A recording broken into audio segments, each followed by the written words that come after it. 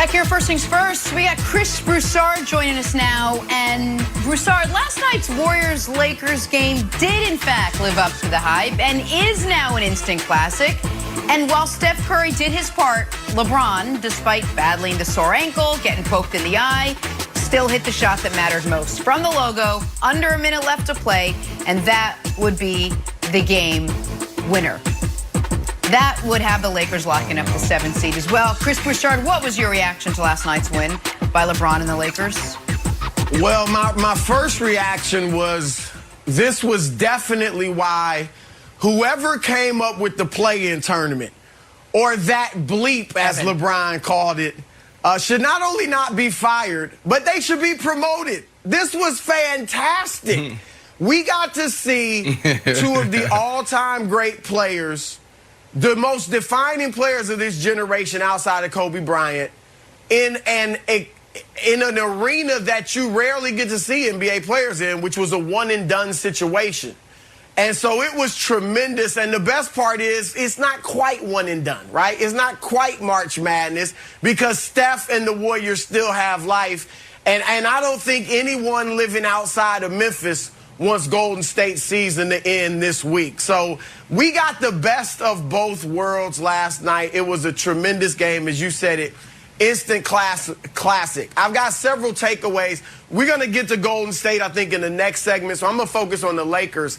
The Lakers are more vulnerable than I thought. And they're my pick in the West, and I'm sticking with them. But they are more vulnerable than I thought, largely because LeBron clearly is not even close physically to 100%. And you could see last night at the beginning of the game, in the first half, he couldn't expose like an Andrew Wiggins inside. You know, he got inside, but was missing stuff around the rim because he doesn't have the burst and the explosion getting up like he's used to. We'll see if he gets that back as time goes on. But for the time being, he's going to have to get by on his skills and on his smarts, which obviously he's got plenty, and he did it last night. But that was something that stood out for me. Secondly, with the Lakers, and you guys know, I've been saying this, they have something that no one outside of the Clippers can match up with, and that is tremendous size. All right? But last night, the Warriors' biggest player was 6'9". LeBron's 6'9". Then you got Andre Drummond at 7 feet and AD basically at 7 feet. And yet, here's the problem. Even when the Lakers are big, they play small.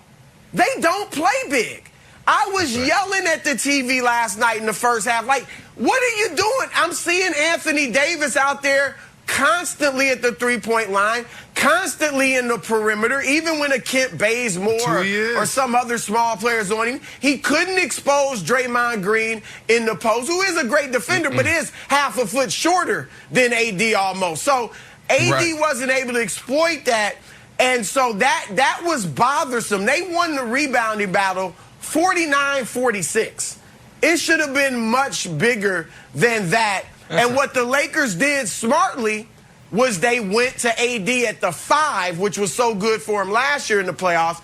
And that's when AD picked it up, played much better. And so I think going forward, look, we're not going to see as much of Andre Drummond as we think.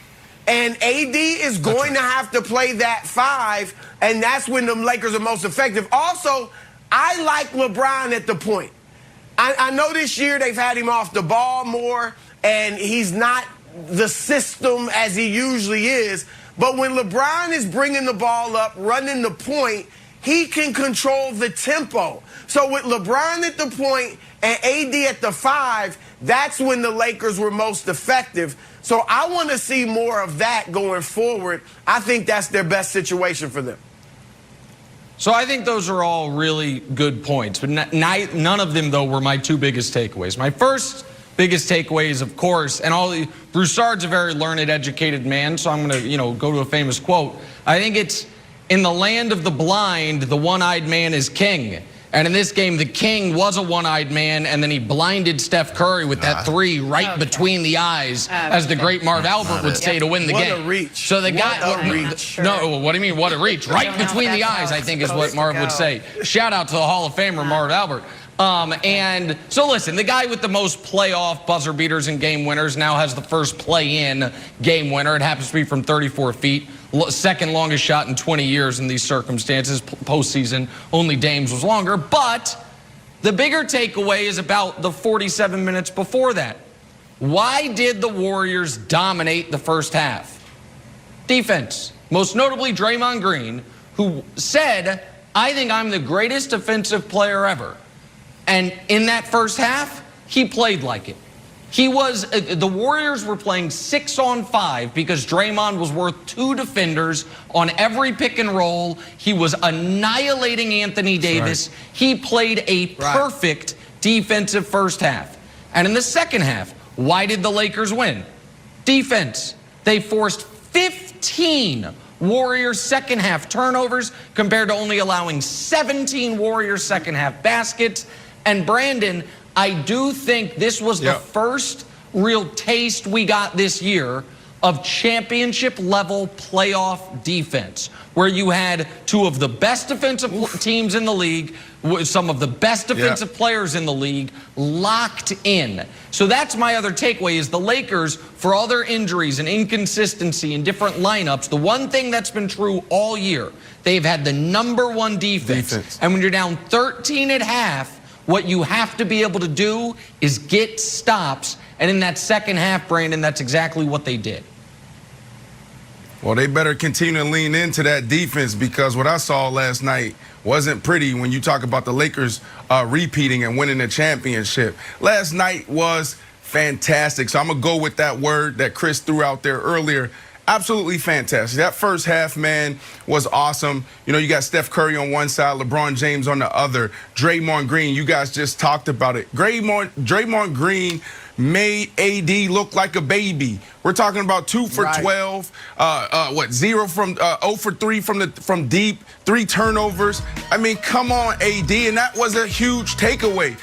If you're talking about repeating, you need this guy to play better. Now, obviously, he picked it up in the second half, but this dude, when you look at him playing against the Clippers, you look at him playing against the Nuggets, and you got the Jazz and the Suns up, like, there's no chance of this team repeating if he continues to play like this. This has been the story, Kevin, all year. Last night was fantastic. LeBron James is the man. We talk about him being the king of the finals, king of the playoffs. Now he's the king of the play-in, Wilds. It was absolutely awesome for all of us basketball fans. It was great for the NBA. And like Chris said, wherever this idea came from, they need to be promoted. It was absolutely awesome. Okay.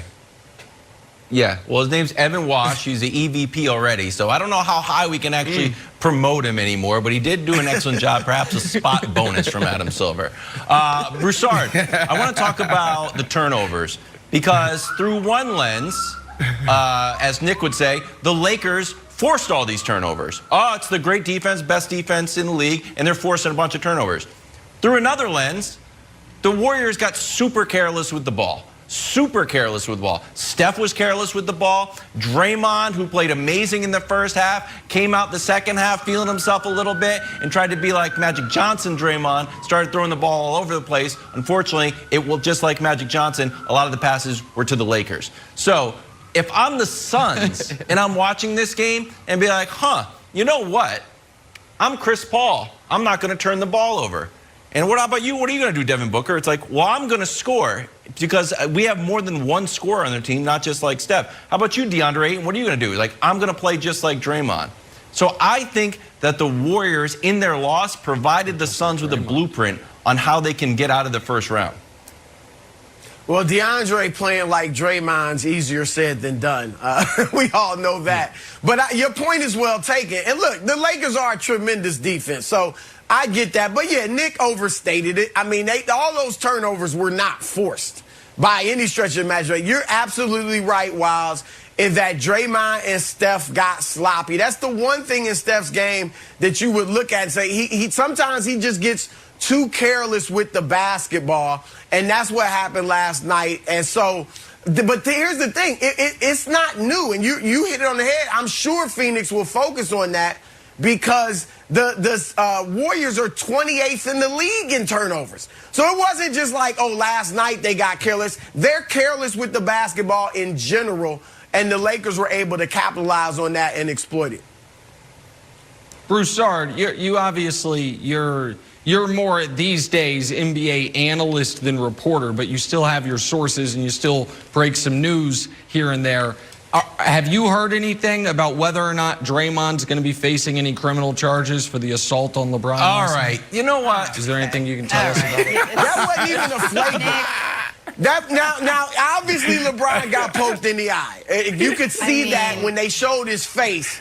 Because at first I was wondering, why is he acting like he's out for the season? You don't think there'll be an arrest? But then I saw the eye, and he did get poked in the eye. Can you report L.A. County sheriffs are not? Okay, all right, it's good to know. Yeah. All right, I don't have the sources, Jenna. Lakers, I don't have the sources. That gets underway Sunday afternoon from the desert. Shift to the Warriors now. They got to win tomorrow night to get that 8 seed. Can they pull that off, make a deep playoff run? To be discussed next. Also discussed. We'll do that as well. First things first.